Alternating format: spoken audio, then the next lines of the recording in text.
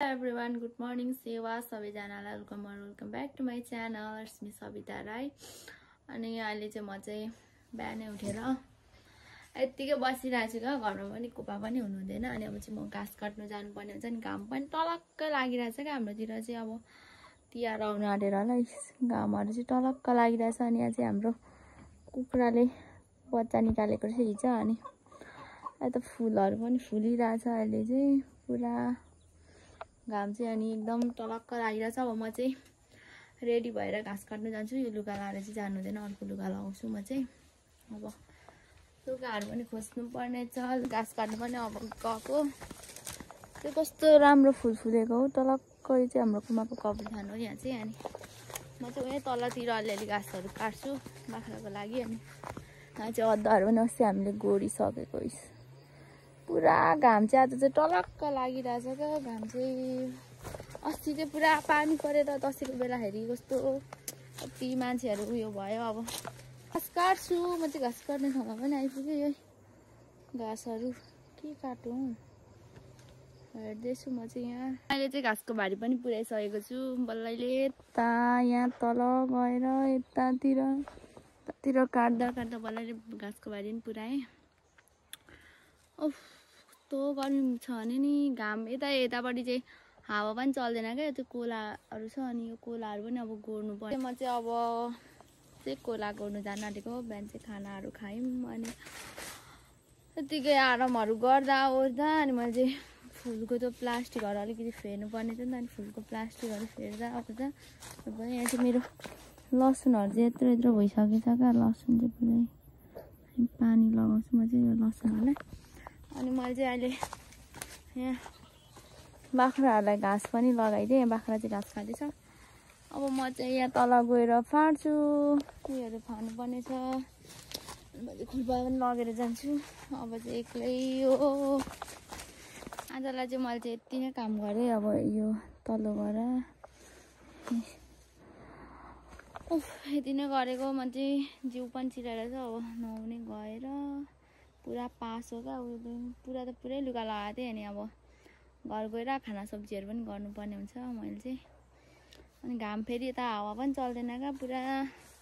अब म चाहिँ घर गएको। घर गएर अब नुहाउँछु अनि खाना सब्जी गर्छु। बाख्रा उयोहरू गर्नु छ। फुलहरूको लागि पनि मैले माटोहरू उयो बनाउनु पर्ने छ।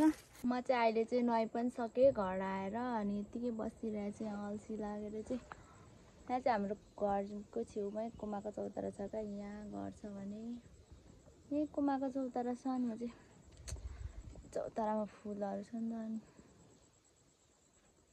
टिपेर लगाउँदै बस्छु। अहिले चाहिँ मैले फ्रन्ट क्यामेराबाट उयो गरिरहेको छु, ब्याक क्यामेराबाट चाहिँ गरेको छुइनँ भिडियो।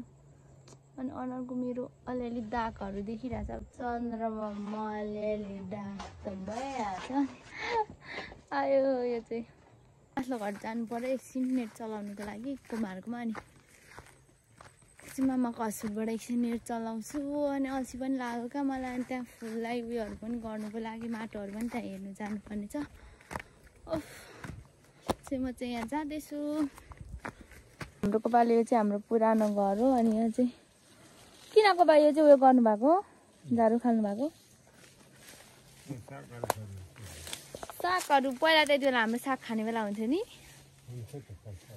पहिला चाहिँ हाम्रो सागहरू चाहिँ खाने बेला हुन्थ्यो। अहिले साग रोप्ने ठाउँमा चाहिँ हामीले घर बनाएको छौँ। अनि पहिला जुन यो घर थियो यहाँ चाहिँ हाम्रो ठुलो घर थियो। उता चाहिँ किचन। अनि यता चाहिँ कोपा हुनुहुन्छ। कोपा हाई भन्नु न। यता हाई भन्नु न। हाई भन्नु न। कोपाले चाहिँ यता उयो गर्नुहुँदैछ। म पनि फाडिवरि आएको। यहाँ चाहिँ टमाटर पुरै यो चाहिँ सानो खालको टमाटर। यो चाहिँ मिठो हुन्छ क्या अचार खानुको लागि अमिलो हुन्छ। अनि म चाहिँ यो अचार टमाटर टिपेको चाहिँ अस्ति नै मैले देख्नु चाहिँ यो देख्दै थिएँ कि यो टमाटरलाई चाहिँ मैले अस्ति नै देख्दै थिएँ। तर मैले टिपेको चाहिँ थिइनँ। आज टिपिदिनु पर्यो। कति धेरै यहाँ चाहिँ उयोहरू थियो क्या लोरेहरू। अनि यो फुलहरू। अनि हाम्रो टोइलेट थियो। यो चाहिँ कुखुरा खोर। अनि सुपारी नै सुपारी। अनि यहाँ चाहिँ हाम्रो धन्दा गर्ने ठाउँ छ क्या, पहिला चाहिँ यहाँ धन्दा गर्ने ठाउँ छ। अनि मेरो फुलहरू चाहिँ अझै हुन्छ। अन्त डकहरू पनि रहेछ अझै। तितेपाती पनि कति धेरै पहिला चाहिँ हुन्थेन नि कोपा, अहिले चाहिँ म अब चाहिँ मामाहरूकोमा जान्छु। मामा थियो त्यो चाहिँ मामाहरूकोबाट अब घर जान आँटेको नि छु मैले। अमिलो टमाटर बोजी मान्छु। अनि मैले चाहिँ यहाँ बोडी पनि टिपेको छु यति। अब गएर बोडीहरू भेला पारेर सब्जी पकाउनु पर्ने छ, खाना सब्जी गर्नुपर्छ। म त यहाँ बसेको भए फोन चलाएपछि म एकदम फोनमा चाहिँ हेरेपछि हेरेको भएँ। कुपाले मलाई चाहिँ मार्नुहुन्छ होला आज चाहिँ घरमा। अब चाहिँ गएर फुलमा पानीहरू पनि लगाउनु पर्छ। मेरो फुलहरूमा पनि पानी लगाउनु पर्ने छ। यहाँ चाहिँ यो चाहिँ अघि मैले प्लास्टिकहरू चेन्ज गरिदिएको, अनि एक दुईवटा फुलहरूलाई चाहिँ उयो गरिदिएँ मैले। अनि अब चाहिँ म फुलमा पानी लगाउँछु।